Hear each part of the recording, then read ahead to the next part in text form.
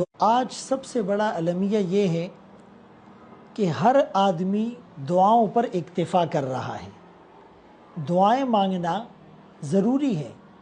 الدعاء مخ العبادہ، دعا عبادت کا مغز ہے اور دعا تقدیر کو بدلنے کی طاقت رکھتا ہے۔ دعا مومن کے لیے اسلحہ اور زیور ہے، لیکن صرف دعاؤں پر اکتفا کر لینا یہ کافی نہیں۔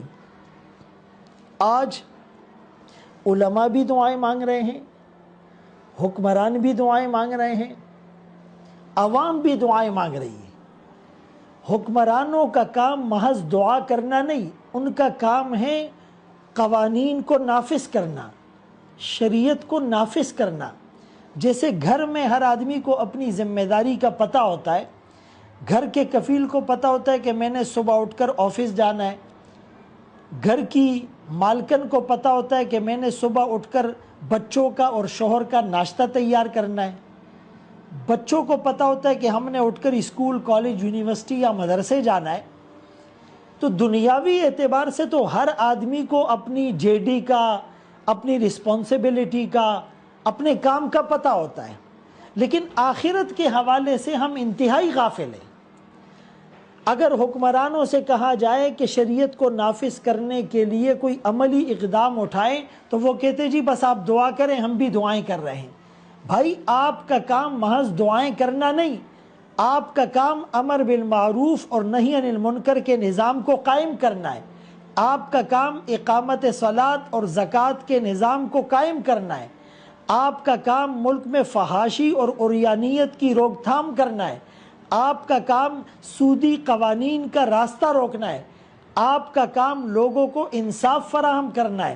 آپ کا کام ظالموں کو کیفر کردار تک پہنچانا ہے۔ آپ کا کام رسول اللہ صلی اللہ علیہ وسلم کے لائے ہوئے دین کو ریاست مدینہ کے خطوط پر اس ملک کے نظام کو استوار کرنا ہے۔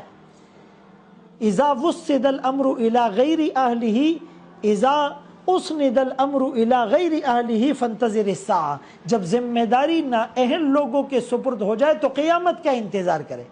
اسی طرح جو علماء ہیں ان کا کام اصلاح امت ہے کہ وہ اپنا فعال اور مؤثر کردار ادا کریں، وہ مختلف شعبہ زندگی سے تعلق رکھنے والے افراد کے اندر جائیں، اپنا انفلوئنس شو کرے۔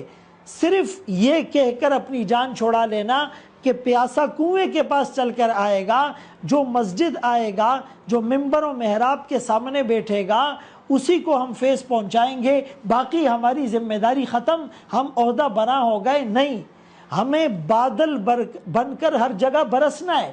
انبیاء علیہم الصلاۃ والتسلیمات سے زیادہ اللہ کی نظر میں معزز اور مکرم کون ہو سکتا ہے؟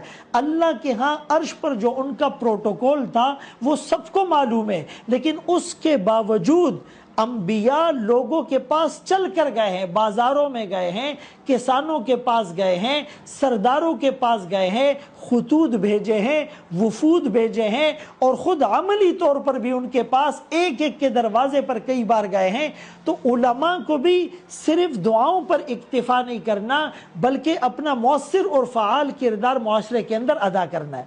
عوام کا کام ہے اچھے حکمرانوں کا انتخاب کرنا، لیکن بدقسمتی سے وہ نہیں ہو رہا، اور یہی عوام الیکشن کے موقع پر سیاستدانوں کے پاس جاتی ہیں اور رنگ برنگی جھنڈیوں اور پلیٹ فارم تلے جمع ہو کر ان کو اپنا حکمران منتخب کرتے ہیں جو لوگ شریعت سے نابلد ہوتے ہیں۔ اس زمانے میں آپ کو صحابہ کرام جیسے صفات اور اوصاف کے حامل علماء نہیں مل سکتے، لیکن ان میں سب سے بہتر کون ہے؟ ایسے لوگوں کا انتخاب جو سود کے نظام کو ختم کریں، جو فحاشی اور عریانیت کو نہ پھیلائیں، اور جو اس وقت جو سوشلزم اور فری سوسائٹی کا ایک ماحول ڈیولپ کیا جا رہا ہے، اغیار کے اشاروں پر چلنے والے لوگ ہیں، کم از کم ان لوگوں کے مقابلے میں آپ کو جو دین سے قریب اور شریعت اور وضع قطع ان کی شریعت کے برابر ہوں، ایسے لوگوں کو لانا ضروری ہے۔ اور عوام اچھے حکمرانوں کا انتخاب تب کرے گی جب عوام میں دین آئے گا۔